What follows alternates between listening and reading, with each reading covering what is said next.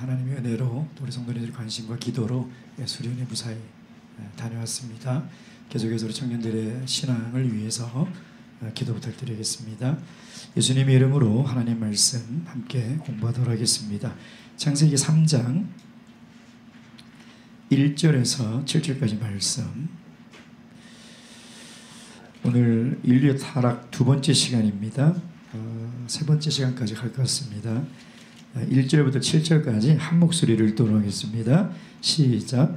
여호와 하나님의 지으신 들짐승 중에 뱀이 가장 강교하더라. 뱀이 여자에게 물어가로되 하나님이 참으로 너희더러 동산 모든 나무의 실과를 먹지 말라 하시더니야. 여자가 뱀에게 말하되 동산 나무의 실과를 우리가 먹을 수 있으나 동산 중앙에 있는 나무 실과는 하나님의 말씀에 너희는 먹지도 말고 만지지도 말라. 너희가 죽을까 하노라 하셨느니라. 뱀이 여자에게 이르되 너희가 결코 죽지 아니하리라. 너희가 그것을 먹는 날에는 너희 눈이 밝아 하나님같이 되어 선악을 알 줄을 하나님이 아심이니라. 여자가 그 나무를 본즉 먹음직도 하고 보암직도 하고 지혜롭게 할 만큼 탐스럽게도 한 나무인지라. 여자가 그 실과를 따먹고 자기와 함께한 남편에게도 주매 그도 먹은지라. 이에 그들이 눈이 밝아 자기들의 몸이 벗은 줄 알고 무화과 나무 잎을 엮어 치마를 하였더라. 아멘.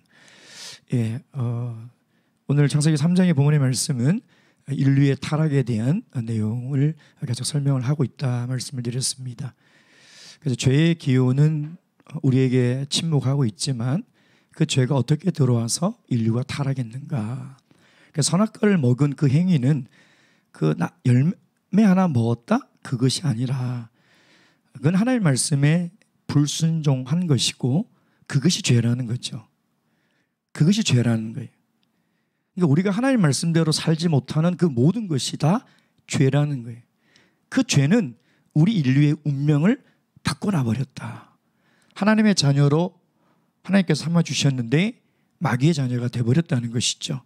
하나님께서 우리 영생의 복을 주셨는데 그걸 다 빼앗겨버리고 영벌을 받을 수밖에 없는 운명이 되어버렸다는 것이죠. 이건 엄청난 저주죠. 근데 그 핵심이 뭐냐면 하나님의 말씀에 불순종했다는 거예요. 하나님의 말씀에 불순종했다. 하나님은 그걸 우리에게 이야기하고 싶은데 우리 자꾸 관심이 하나님 왜 선악과 만드셨지? 아담은 왜 하와는 왜 먹었지? 자꾸 이런 쪽으로 관심을 가지지 않습니까? 그러나 성경이 우리에게 이야기하는 것이 무엇인지를 우리는 귀담아 들어야 돼. 내가 궁금한 것을 자꾸 물어보지 말고 하나님께서 나에게 무슨 말씀을 하시는지, 무슨 메시지를 주시는지를 우리가 잘 깨달아 듣는 것이 중요한 일이다. 성경은 창세기 저자는 1장부터 3장까지 그 초점이 하늘에서 땅으로 이제 그 땅에 있는 인간들의 이야기를 계속 하고 있다는 것이죠. 그래서 2장 후반부는 뭐냐면 사람은 땅을 다스리고 관리하는 존재로 하나님께서 만드셨고 인간은 땅에 있는 흙으로 만들었다는 것이죠. 그래서 그 얘기를 계속 하고 있죠. 그런데 그 인간에게 어떻게 죄가 들어왔느냐. 뱀이라는 매개체를 통해서 죄가 들어왔다. 그래서 인류는 타락하게 됐다. 이 얘기를 지금 우리에게 하고 있습니다. 우리가 살다 보면 억울한 일을 당할 때가 있죠. 다 있지 않습니까? 언제 제일 억울합니까? 그때 마음이 어때요? 어떻게 반응하십니까? 아마 성경에서 억울한 사람을 찾아보라면 구약에 요셉이 있겠죠. 죄 짓지 않으려고 하다가 감옥에 간 사람이 있죠. 얼마나 억울하겠습니까? 신약에 억울한 사람을 찾아보라면 예수님이겠죠. 죄 없는데 십자가에 달려 돌아가셨으니까. 그러니까 사람이 언제 제일 억울하냐? 그때예요. 나는 죄 짓지 않았는데 나에게 그 죄의 책임을 물을 때 인간은 그때가 제일 억울하는 거예요. 그래서 막 속이 뒤집어지는 거죠. 억울해서. 예. 그러니까 사람들이 너무 억울한 거예요. 내가 먹은 것도 아닌데 왜 내가 이 죄의 책임을 져야 하냐 이 말이에요. 그렇지 않습니까? 내가 그걸 먹지 않았잖아요. 아담이 먹었지 않습니까? 근데 왜 그 죄의 책임을 내가 져서 내가 지옥에 가야 되냐면 이게 말도 안 된다는 거죠. 그러니까 성경의 사실을 믿지 않으려고 한다는 것이죠. 근데 이걸 우리가 어떻게 믿어야 되겠습니까? 여러분 창세기 2장 7절에 보면 창세기 2장 7절 창세기 2장 7절에 보면 2장 7절입니까? 예. 이제 하나님이 사람을 만드실 때 흙으로 사람을 지으시고 생기를 그걸 불어넣으시니 사람이 이 사람이라는 단어가 아담이라고 그랬지 않습니까? 아담 그러죠. 근데 히브리어는 그 정관사 하를 붙이게 되면 이게 뭐냐면 대표성을 가집니다. 그러니까 사람의 이름이 아니라는 거죠. 사람들이라는 그러니까 인간의 대표성을 가집니다. 그래서 그 70인의 번역본 그러니까 그 히브리어를 헬라어로 번역한 그 성경에 보면 이 창세기 2장 7절에 이 사람을 뭐라고 번역을 했냐면 원래는 아담이라는 음력을 따면 돼요. 아담이라고 헬라어로 그렇게 기록을 하면 되거든요. 근데 그렇게 하지 않고 사람들이라는 안드로포스라는 헬라어를 쓰고 있다는 것이죠. 그 말은 뭐냐면 나도 사람이잖아요. 사람이니까 이 아담 안에 들어간다는 거예요. 대표를 가지고 있다는 거죠. 그래서 바울은 그걸 깨닫고 로마서 5장 12절에 뭐라고 얘기하고 있습니까? 이름으로 한 사람이 말미암아 죄가 세상에 들어오고 죄로 말미암아 사망이 왔느니 이와 같이 모든 사람이 죄를 지었다는 거죠. 그러니까 이 원리로 그런 거죠. 로마서 5장 12절에 기록이 되어 있습니다. 로마서 5장 12절 한번 보도록 하겠습니다. 12절 제가 읽었고 19절 말씀 보겠습니다. 19절 로마서 5장 19절 다 함께 읽겠습니다. 로마서 5장 19절 시작. 한 사람의 순종치 아니함으로 많은 사람이 죄인 된 것 같이 이 얘기를 하고 있는 거죠. 예. 그래서 아담이 죄를 지고 먹었는데 왜 내가 그 책임을 져야 되냐? 왜냐하면 아담은 우리 인간을 대표하는 사람이라는 거죠. 아담 그 사람을 이름을 얘기하는 것이 아니라 사람들이라고 얘기하는 거죠. 우리나라에도 과거 조선시대에 연좌제라는 제도가 중국에서부터 들어와서 뭐 보면 삼족을 멸하라 뭐 이런 말 하잖아요. 그잖아요. 그게 있어가지고 뭐 그 친척들도 다 죽이고 하지 않았습니까? 연좌제라는 것이 친족이 범한 범행에 내가 책임을 져야 되는 아주 부당한 법이죠. 그게 1980년대에 없어지게 됐거든요. 근데 그 이전에는 뭐 10하고 20하고 때는 연좌제가 있었잖아요. 그러니까 뭐 사촌까지인가 삼촌까지인가 이렇게 죄를 지으면 내가 죄 안 지었는데도 그 죄를 공동의 책임을 물어서 져야 하는 사람들이 얼마나 억울해했는지 모른다는 거죠. 그러니까 그만큼 아담이 죄를 지었는데 내가 왜 책임을 져야 되냐 해서 억울해하는 사람들이 있다는 겁니다. 그런데 우리는 억울해할 것이 아니라 오늘 이 아담과 하와가 지은 죄로 말미암아 이제 죄가 들어오게 되었잖아요. 저번에도 말씀드렸지만 죄는 에덴 동산에 있을 때도 존재했고 지금도 존재하잖아요.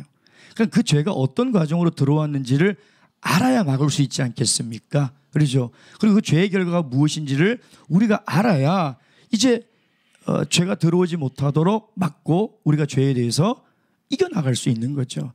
우리의 관심은 거기에 둬야 된다는 것입니다.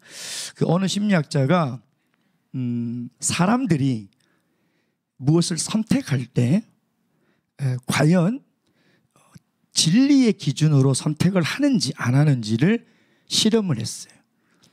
그래서 검정색 판과 회색 판을 두 개를 가져다가 50명의 학생들을 한 교실에 앉혀놓고 물어보는 거예요. 예. 자, 검정색 판이 어느 거죠? 그렇게 했을 때 40명이 회색을 가리키는 거예요. 이미 40명은 이 교수하고 미리 얘기를 했어요. 40명은 이걸 검정색이라고 가르쳐라. 그랬을 때 이 10명이 어떻게 반응하는지를 실험한 거예요. 그러니까 첫 번째 질문하니까 10명이 다 어떻게 했을까요? 검정색을 가르쳤어요. 아, 여기가 검정색이다. 그러니까 똑같이 또 물어봤어요. 그때 어떻게 됐을까요? 한 사람이 슬그머니 여기 와서 회색을 가리키면서 그게 검정색이래요. 이걸 계속 10번 반복하니까 놀라운 것이요. 딱 한 명을 제외하고 나머지 9명이 다 회색을 검정색이라고 가리키더라는 거예요. 그러니까 이 실험의 의미는 뭐냐면 사람은 무엇을 선택하고 속할 때 참된 진리 기준으로 선택하는 것이 아니라 많은 사람들이 선택하는 것을 따라 선택하며 간다는 거예요. 그게 군중 심리거든요. 근데 마귀는 그걸 항상 이용해요. 사람들이 종교와 기독교의 진리를 가지고 인생을 선택하지 않아요. 과학으로 선택해요. 철학으로 해요. 심리학으로 하고 인문학으로 해요. 왜? 그게 훨씬 많은 사람들이 동의하고 거기에 찬성하기 때문인 거죠. 그러니까 인간은 진리를 기준으로 자기 인생을 선택하지 않는다는. 그러니까 마귀는 그걸 너무나 잘 알고 있어요. 그 마귀의 전공이 뭐냐면, 마귀의 전공이 뭐예요? 거짓말 학과를 나왔잖아요. 마귀의 전공은 거짓말이에요. 거짓말. 지금도 그 거짓말을 가지고 우리의 신앙을 잘못되게 부추기는데, 요한복음 8장 44절 보겠습니다. 요한복음 8장 44절. 요한복음 8장 44절. 44절 다 함께 읽겠습니다. 시작. 너희는 너희 아비 마귀에게 났으니 너희 아비의 욕심을 너희도 행하고자 하느니라. 저는 처음부터 살인한 자요 진리가 그 속에 없으므로 진리에 서지 못하고 거짓을 말할 때마다 제 것으로 말하나니 저가 거짓말장이요 거짓의 아비가 되었습니다. 예수님께서 마귀에 대해서 얘기할 때 거짓이라는 단어를 3번이나 사용하고 있어요. 그러니까 마귀의 주특기는 거짓말이라는 거죠. 그러니까 저번 시간에 죄가 어떤 매개체를 통해서 들어왔냐, 아주 매력적이고 친근하고 아주 신적인 존재, 아름다운 존재라는 매개체를 통해서 들어왔는데 어떤 방법으로 들어왔냐면 거짓말을 통해서 들어왔다는 거예요. 그러니까 마귀는 지금도 세상 사람들에게 거짓말을 말하는 거죠. 야, 신이 어딨어? 그 연약한 인간들이 만들어낸 거야. 겁쟁이들이 불안하니까 만들어낸 거야. 다 속아 넘어가요. 다 속아 넘어가요. 예. 신은 만들어진 존재지 신은 없다는 거죠. 왜? 과학이 증명을 하고 있고 철학이 이야기를 하고 있지 않냐 하면서 그렇게 이야기하고 있는 거죠. 근데도 믿는 사람들이 있죠. 우리 같이. 그렇죠? 그래? 믿어? 열심히 믿어? 근데 뭐예요? 바르게 믿지 마. 이게 제일 무서운 거예요. 이게 제일 무서운 거예요. 그러니까 마귀는 거짓말로 우리의 신앙을 왜곡시키는 거죠. 예를 들면 하나님께 11금 많이 하면 복 줄 거야. 이거 속아 넘어가면 안 돼요. 그렇죠? 그런데 하나님이 주실 수도 있고 안 주실 수도 있는 거지. 그렇지 않습니까? 예. 기복신앙을 가져서는 안 되지 않습니까? 우리가 그러려고 하나님 믿는 건 아니잖아요. 그러니까 열심히 믿어? 근데 바르게 믿지 마. 신앙을 비틀어 버리는 거죠. 신앙을 왜곡시켜 버린다는 것이죠. 그런 거짓말로 사탄은 우리에게 죄가 들어왔다는 것입니다. 그래서 어떤 거짓말을 하느냐, 3가지의 거짓말을 오늘 합니다. 첫째, 어떤 거짓말을 하느냐? 첫째, 하나님을 왜곡시켜요. 하나님을 왜곡. 자, 3장 1절에 보겠습니다. 3장 1절 다시 읽겠습니다. 창세기 3장 1절 시작. 여호와 하나님의 들짐 중에 뱀이 가장 간교하더라. 뱀이 여자에게 물어가로되 하나님이 참으로 너희더러 동산 모든 나무의 실과를 먹지 말라 하시더냐. 이걸 하나님을 왜곡시켜요. 거짓말로요. 예. 여러분, 세상 사람들이 우리 교회 다니는 사람들을 보면 무슨 얘기를 해요? 저 사람들은 무슨 재미로 살까? 술도 안 먹어, 담배도 안 펴, 춤추러도 안 다녀. 무슨 재미로 살까? 그러지 않나요? 좀 그런 얘기 많이 듣거든요. 전에 제가 운동하던 클럽에서 가끔씩 운동이 끝나면 운동장에서 바베큐 파티를 해요. 예. 그럼 약간 추울 쌀쌀한 날씨 때는 그게 진짜 맛있거든요. 땀을 쫙 빼고 고기를 각종 부위를 이렇게 구워 놓으면 얼마나 맛있어요. 그럼 운동을 하고 와서 시원한 막걸리를 새끼손가락으로 쫙 저어가지고 고기를 쌈을 싸가 먹으면서 막걸리를 먹으면서 저를 보고 뭐라는지 알아요? 우리 목사님 불쌍히 죽겠어요. 이 맛을 모르고 무슨 재미로 사냐고 아주 측은하게 쳐다보는 거 있죠. 예. 그럴 때마다 그 시선이 늘 이렇게 불편하거든요. 예. 예. 그러니까 지금 오늘 이 말은 뭐냐면 에덴 동산에서 사탄이 인간을 유혹할 때 첫 번째 거짓말이 뭐냐면 하나님이, 자, 잘 들어보세요. 하나님이 동산의 모든 실과를 먹지 말라 하더냐. 하나님이 먹는 즐거움을 빼앗아 가더냐. 하나님이 아무것도 먹지 못하게 하더냐. 먹는 기쁨을 하나님께 다 앗아가더냐. 하나님 정말 욕심쟁이죠. 동산에 수많은 실과를 만들어 놓고 다 먹지 마라 그러잖아요. 그러니까 하나님을 왜곡시켜요. 하나님 마치 심술쟁이처럼, 욕심쟁이처럼 하나님을 왜곡시켜 버리는 거죠. 근데 여러분, 기쁨이라는 것은 차원이 있잖아요. 그렇죠? 그게 막걸리 먹고 좋아하는 육체적인 즐거움도 있지만 정신적인 즐거움도 있잖아요. 책을 읽으면, 영화를 보면, 음악을 들으면 얼마나 즐거워요. 근데 영적인 즐거움도 있다는 거예요. 기도하고 말씀 읽고 예배드리는, 즐겁지 않나요? 기쁘지 않나요? 막걸리 한 잔 먹고 하는 것보다 훨씬 즐겁지 않냐 이 말이에요. 그러니까 영적인 기쁨이 분명히 있다는 거예요. 철학자 케고르가 그런 얘기를 했어요. 세상이 주는 기쁨과 하나님이 주는 기쁨은 다르다. 그러니까 그걸 어떻게 설명했냐면 비유로 이야기를 했는데, 한 마음에 마부가 말을 끌고 가는데 그 초롱불을 들고 가는 거예요. 그러니까 그걸로 인해서 길을 잃지 않고 잘 가는데, 그걸로 인해서 밤하늘에 너무나 아름다운 별들을 보지 못한다는 거죠. 그만큼 하나님이 주신 영적인 기쁨은 차원이 다르다는 거예요. 근데 정말 하나님이 동산의 모든 과일을 만들어 놓고 다 빼앗아 버리고 너희들 먹지 마? 하고 심술을 부리는 하나님이냐 이 말이에요. 여러분, 정말 신앙생활이 지루합니까? 예배 드리러 오는 것이 막 지루하고 따분하고 재미없고, 기도하는 것이 힘들고, 말씀 읽는 것이 너무 힘들고 그럽니까? 그러니까 세상 사람들이 그렇게 생각하는 거예요. 저 사람들 정말 따분하게 앉아서 뭐 하나? 근데 우리조차도 만약에 영적인 기쁨을 누리지 못하면 정말 하나님은요, 심술쟁이 같잖아요. 하나님은 그렇지 않다는 거예요. 하나님은 정말 우리에게 기쁨을 주시기를 원한다는 거죠. 시편 16편 11절 말씀 보세요. 시편 16편 11절 말씀. 하나님을 믿고 하나님께 예배하고 섬기는 일은 절대 따분하고 지루하고 힘든 일이 아니에요. 시편 16편 11절 다 함께 읽겠습니다. 시작. 주께서 생명의 길로 내게 보이시리니 주의 앞에는 기쁨이 충만하고 주의 우편에는 영원한 즐거움이 있느니라. 아멘. 예. 그러니까 하나님은 지금도 우리에게 기쁨과 즐거움을 주기를 원하시는데, 어떤 즐거움요? 영적인 것, 근원적이고 영원한 것을 주기를 원하신다는 거죠. 근데 마귀는 자꾸 그걸 왜곡시키는 거죠. 야, 하나님 따분한 그 예배 드리기 위해서 세상에서 즐거움을 너희들 다 빼앗아가는 거야. 기도하는 거 얼마나 힘들어? 말씀 읽고 봉사하는 거 얼마나 귀찮고 힘들어? 자꾸 그렇게 하나님을 왜곡시키는 거죠. 그러나 신앙생활에는 분명히 기쁨과 즐거움이 있다는 거예요.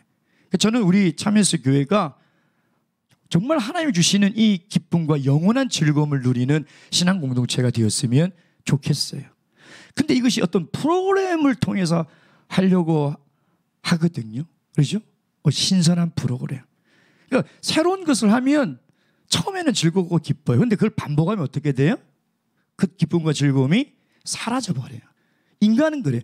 아무리 재미있는 것도요, 자꾸 반복하면 나중에 재미가 없어지는 거죠.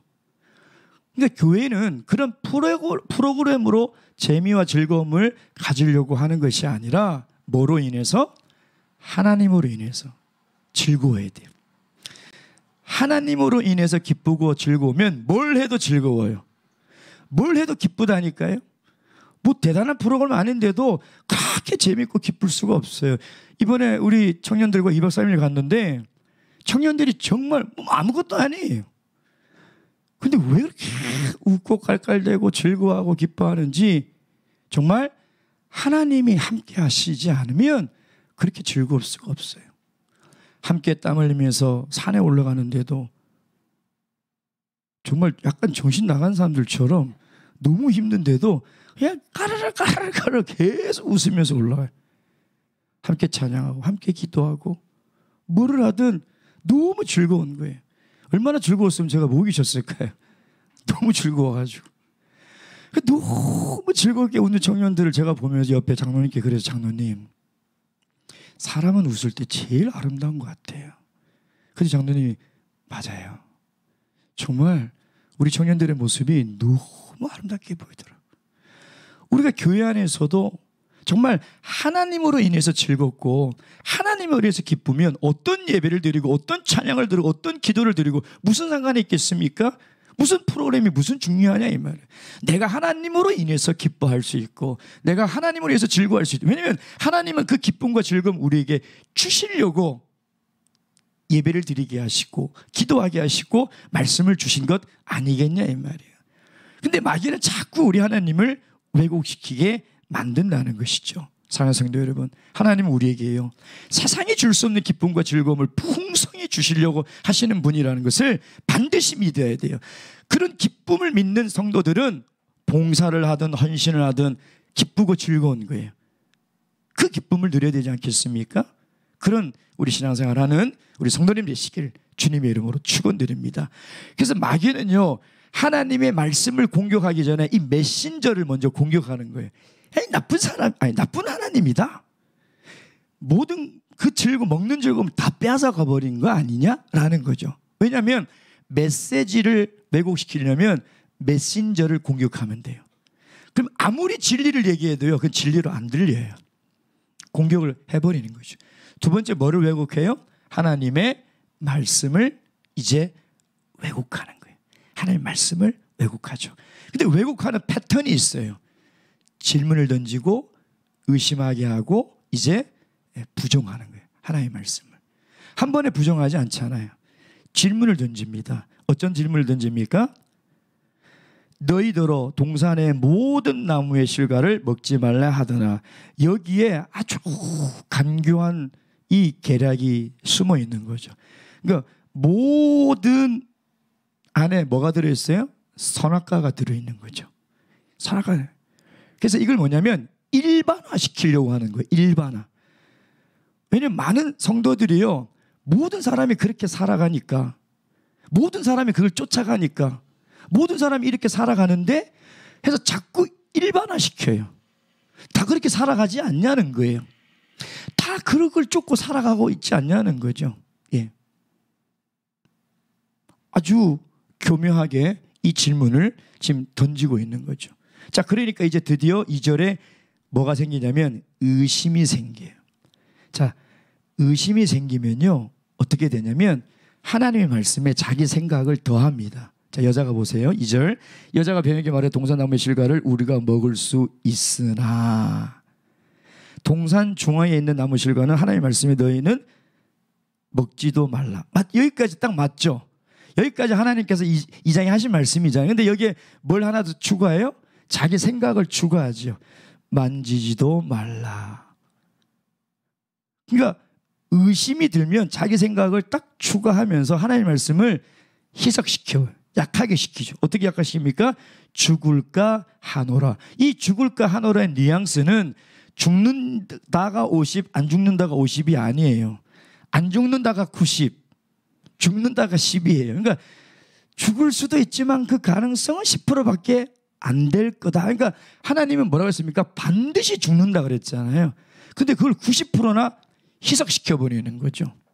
의심이 드니까. 하나님 말씀에서 의심이 드니까. 그죠? 그래서 하나님의 말씀이 약화되니까 마귀가 이제 드디어 어떻게 합니까? 4절 보세요. 4절. 뱀이 여자에게 이르되 너희가 결코 죽지 않는다. 자, 그러니까 우리 인간은 이제 두 가지를 중에 하나를 선택해야 돼요. 첫째, 하나님 뭐라 했어요? 반드시 죽는다. 두 번째, 마귀가 뭐라고 했어요? 절대 안 죽는다. 둘 중에 하나를 선택하면 돼요. 이게 어렵나요? 이거 어려우신 분, 뭐가 거짓말인지 헷갈리나요? 누가 지금 거짓말 치고 있는 거죠? 헷갈리세요? 이 어렵지 않잖아요. 근데 지금도 속아 넘어가고 있다니까요. 지금도 하나님의 말씀을 선택을 안 해요. 이건 뭐냐면 샘플이라니까요. 그러니까 선악과를 먹지 말라는 말은 뭐냐면 하나님 말씀 순종하라는 거거든요. 모든 하나님의 말씀을 순종하라는 거예요. 근데 우리는 의심 가지고 거기에 내 생각을 더하고 하나님의 말씀을 더 희석시키고 약하게 만들고 있다는 거죠. 결국은 이게 거짓말인지 알면서도 자꾸 거기를 선택하며 살아가는 거죠. 그게 성경은 뭐라고 얘기하고 있어요? 그게 죄라는 거예요. 그게 죄라는 거예요. 그게 죄. 죄가 들어온 것이 그렇게 해서 들어왔다는 거죠. 예. 고린도후서 11장 14절 말씀 이상하죠? 예? 고린도후서 11장 14절 이렇게 되어 있습니다. 고린도후서 11장 14절에 이것이 이상한 일이 아니라 사단도 자기를 광명의 천사로 가장하니. 그러니까 사탄이 하나님의 말씀을 이렇게 의심하게 하고 약하게 하기 위해서 과학이라는 이름으로, 철학이라는 이름으로, 심리학이라는 이름으로 말씀을 자꾸 왜곡시키는 거죠. 근데 성경은 뭐라고 얘기하고 있어요? 하나님의 말씀만이 진리이다. 그걸 언제 여러분 알게 되냐면 나중에 예수님께서 재림하실 때 알게 될 거예요. 왜냐하면 그 말씀으로 세상의 모든 권력자를 다 심판할 거예요. 그 말씀으로 과학도 심판할 것이고, 과학을 쫓았던 사람도 심판할 것이고, 철학을 쫓았던 사람도 심판할 것이고, 자기 생각을 쫓았던 사람도 다 그 말씀으로 심판할 거예요. 우리도 그 말씀으로 심판을 받을 거예요. 마치 아모스 선지자가 그 추로 말미암아 그들의 믿음을, 그들의 삶을 심판했던 것처럼 마지막 날에 이 말씀이 얼마나 위대한지, 이 말씀만이 진리인지를 그때 모든 세상 사람들은 다 알게 될 거라는 거예요. 근데 우리는 지금 그걸 믿어야 해요. 믿어요. 하나님 말씀만이 진리. 세상에 아무리 고등학문이고 아무리 수많은 사람이 인정하고 아무리 똑똑한 사람이 뭐라고 해도 하나님 말씀만이 진리라는 거죠. 그래서 우리는 정말 하나님 말씀이면 하나님의 말씀만 붙들고 순종하고 그 길을 선택하며 살아가는 길이 내가 죄에서 승리하는 길이에요. 내가 죄에서 승리하는 길은 거기에 있는 거예요. 이 두 가지, 이 선택의 갈림길에 여러분 늘 서 있을 거예요. 그때 이거 선택하는 순간 죄는 내 인생을 사로잡아요. 세 번째, 마귀는 뭘 왜곡하냐면 인간의 본질을 왜곡해. 사람이 누구냐? 5절 6절 다 함께 읽겠습니다. 시작. 여자가 그 나무를 본즉 5절 시작. 너희가 그것을 먹는 날에는 너희 눈이 밝아 하나님과 같이 되어 선악을 알 줄을 하나님이 아심이니라. 여자가 그 나무를 본즉 먹음직도 하고 보암직도 하고 지혜롭게 할 만큼 탐스럽기도 한 나무인지라. 여자가 그 실과를 따먹고 자기와 함께한 남편에게도 주매 그도 먹은지라. 제가 이 말씀을 묵상하면서요, 보이스피싱의 원조다. 이게 딱 깨달아졌어요. 우리가 낚였다는 말을 하죠. 낚였다는 말은 소가 넘어갔다는 거잖아요. 그죠? 낚였다는 거죠. 무슨 음성으로 낚였나요? 이건 웃을 일이 아니에요. 왜냐하면 올해 우리나라에 1년 동안 보이스피싱으로 사기를 당한 금액이 얼마인지 알아요? 하루에 20억씩이에요. 7천억이 넘었어요. 이상하죠? 안 당할 것 같죠? 얼마 전 뉴스 봤는데 보이스피싱 예방 강사가 당했더라고요. 공무원들 대상으로 보이스피싱 예방 교육하는 강사가 당했다니까요. 그러니까 그 원조가 여기 있더라고요. 알고도 당한다니까요. 무슨 음성을 들었어요? 예? 무슨 음성을 들었어요? 무슨 음성이 낚였을까? 5절이에요. 너희 눈이 밝아 뭐같이 된다? 하나님과 같이 된다. 그러니까 그 음성을 들으니까 새로운 관점이 생겨난 거예요. 어떤 관점요? 나도 하나님이 될 수 있겠네. 이 관점이 생겨난 거죠. 여러분, 무엇을 듣느냐가 이렇게 중요하다니까요. 왜냐하면 무엇을 듣느냐가 내 인생의 관점을 만들어요. 그게 가치관이에요. 그게 비전이에요. 예전에는 마귀의 이 음성을 듣기 전에는 그렇게 안 보였어요. 하나님이 먹지 말라고 한 그 나무로만 보였는데 이 마귀의 보이스를 딱 듣고 나니까 먹음직도 하고 탐스럽고 하나님처럼 될 수 있겠네라고 보였던 거죠. 그게 예. 세상은 뭐라고 자꾸 우리에게 속삭여요? 돈이 제일 중요하다. 건강이 제일 중요하다. 성공이 중요하다. 공부가 중요하다. 이 음성이 딱 들어와서 내 마음에 들어오는 순간 세상이 또 어떻게 보여요? 돈 버는 곳으로 보이는 거예요. 세상이 어떻게 보여요? 오래오래 건강하게 살아서 누릴 거 다 누려야 되는 곳으로 보이는 거죠. 세상이 뭐라 보여요? 공부해야 출세하고 성공할 수 있는 곳으로 보이는 거죠. 그러니까 무엇을 듣느냐가 자기의 가치관을 만드는 거예요. 그러니 우리는 늘 하나님의 음성에 귀 기울여야 되는 이유가 어디에 있어요? 왜 어린아이들에게부터 태아 때부터 하나님의 말씀을 들려주고 아동부 때부터 하나님의 말씀을 읽혀주고 왜 학생부 때 하나님의 말씀을 가르쳐야 되나요? 그게 그 사람의 가치관이 되는 거예요. 하나님의 말씀을 들으면 세상을 하나님의 말씀으로 보는 가치가 생겨나는 거예요. 영혼을 구원해야 될 세상으로 보이는 거예요. 하나님 나라를 확장해야 되는 것으로 보이고 하나님 나라를 위해서 헌신하면서 살아가야 되는 세상으로 보이는 것이지 이곳이 내가 내 삶을 성공으로 이끌고 내 삶을 누리는 곳으로 보이지 않는다는 거죠. 근데 이 보이스피싱에 딱 낚이니까 끝난 거예요. 그렇잖아요? 창세기 때도 낚인 것처럼 지금도 수많은 사람들이 이 음성에 전화로 그 음성을 듣고 어떻게 수천만 원 매일 20억씩 그 사람들에게 갖다 바칠 수 있냐 이 말이에요. 그만큼 우리 인간들에게 듣는 것이 그만큼 중요해요. 오죽했으면 믿음은 들음에서 난다고 하겠냐 이 말이에요. 그만큼 뭘 듣느냐가 굉장히 중요한 거래요. 중요한 거예요. 그러니까 마귀는요 인간의 원초적 욕망을 툭 건든 거예요. 요즘 이제 보이스피싱에서 제일 잘 먹히는 게 뭐냐면 엄마 나 액정 깨졌거든. 그러니까 뭐 보내. 그 문자 보내거나 뭐 예를 들면 뭐 납치됐어. 그죠? 그리고 납치됐어 그리고 한 사람은 그 자녀에게 계속 전화를 하고 있는 거예요. 그럼 통화 중이잖아요. 그 엄마가 아버지가 뭐 검찰이 아니라 판사가 아니라도 정신이 나가버리는 거죠. 돈을 보낼 수밖에 없는 거예요. 약점을 이용하는 거잖아요. 그러니까 마귀는 인간의 약점을 툭 건든 거예요. 그게 뭐냐면 원초적 욕망이거든. 인간에게 무슨 원초적 욕망이 있냐면 하나님처럼 되고 싶어. 우리가 어떻게 하나님이 돼요? 그 얘기가 아니라 하나님처럼 된다는 말이 뭐냐면 내 인생을 내 마음대로 살고 싶은 거예요. 내 뜻대로, 내 계획대로. 그러니까 내 인생의 주인의 자리에 내가 앉고 싶은 거죠. 모든 인간의 원초적 욕망에 이게 다 자리 잡고 있어요. 잘 잡고 있어요. 그래서 왜 우리가 하나님의 말씀에 순종하는 게 어렵냐? 내 뜻이 살아있기 때문에. 왜 하나님의 말씀대로 안 사라지지? 나는 왜 안 사라지지? 왜 그런지 알아요? 내가 살아있기 때문에. 내가 죽으면 하나님 말씀을 순종하게 돼. 왜? 내가 죽으면 내 인생의 주인 예수 그리스도가 들어오는데 근데 내가 살아있으니까 예수님 못 앉는 거예요. 의자는 한 개밖에 없는데 내가 떡 하나 걸치고 앉아가지고 내 계획대로 내 뜻대로 내 인생의 계획대로 살았는데 예수님이 어떻게 들어와 앉아 있을 수 있냐. 그러니 아무리 하나님의 말씀을 듣고 하나님의 말씀을 알아도 하나님의 말씀대로 못 살아가는 거예요. 빨리 그 자리를 내어줘야 돼요. 근데 마귀는 그 원초적 본능을 툭 건드린 거죠. 야, 네 인생 네가 한번 멋지게 살아봐.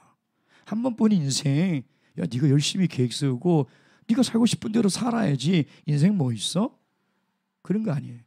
그래서 창세기 2장에 인간을 흙으로 만든 거예요. 먼지로 만든 거예요. 왜? 인간은 피조물이라는 거예요. 절대 하나님이 될 수 없어요. 재미있는 건요. 아까 읽었던 우리 2장 7절에 코에 생기를 불어넣으니 사람이 뭐가 됐다 그랬어요? 생명이 됐다 그랬잖아요. 이게 네피시라는 단어로 살아있는 존재라고 제가 그때 말씀드렸는데 이 네피시라는 단어의 두 번째 뜻이 있어요. 그게 뭐냐면 욕망이라는 뜻이에요. 욕망, 갈망. 그러니까 네피시는 욕망의 덩어리라는 거예요. 그러니까 우리 인간이 흙으로 만든 존재인데 그 안에는 뭐가 있냐면 욕망이 있다. 그 증거가 뭐예요? 인간은 절대 욕심이 채워지지가 않아요.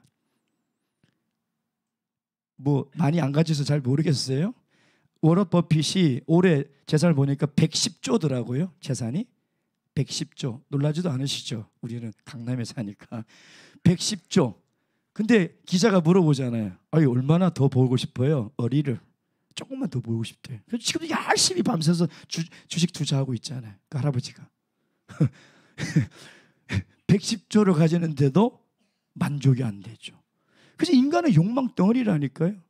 뭐 가지고 만족이 되겠냐 이 말. 하나님밖에는 없거든요. 하나님 한 분밖에는 우리 이 욕망 덩어리를 채울 수 있는 그게 없는 거예요. 예. 근데 이 원초적 복망을 탁 터뜨려 가지고 나도 하나님 될 수 있겠다 해서 이제 먹었잖아요. 그렇죠? 그러니까 절대 인간은 창조주가 될 수 없구나라고 깨닫는 그 시간이 굉장히 짧았죠. 먹는 순간 알았어요. 망했다. 하나님이 된 게 아니라 뭐가 됐어요? 죄인이 돼버렸죠. 망했다. 그 깨닫는데 몇 초도 안 걸렸을 것 같아요. 그 뻔한 거짓말에 하나님 말씀대로 안 살면 우리 어떻게 되는지 몰라서 안 살아갑니까? 그 깨닫는데 어려운 게 없다니까요. 굉장히 쉬워요. 근데도 계속 당하고 있다는 거예요. 우리 마귀한테. 예. 참 안타까운 일이죠. 결국 인간의 본질은 피조물, 즉 창조주 하나님을 의존해야 생존할 수 있는 존재. 의존한다는 건 뭐예요? 하나님 말씀을 절대적으로 순종하며 살아가야 되는 존재라는 거예요. 하나님 말씀을 절대 존재. 그걸 우리가 깨달아야 이 죄에서부터 우리는 자유로워질 수 있어요. 자유로워질 수 있어요. 예. 그래서 오늘 이 본문의 말씀을 통해서 우리 평생의 신앙의 길을 걸어가는 이 시간 동안 하나님의 진리의 말씀을 절대 가감하지 않도록, 그 말씀이 내가 이해되지 않고 세상의 수많은 소리로 이 말씀을 왜곡해도 다시 성경으로 돌아와서 이 말씀을 붙들고 순종하며 살아가셔서 하나님이 주시는 영생의 복을 다 누리시길 주님의 이름으로 축원드립니다. 기도하시겠습니다.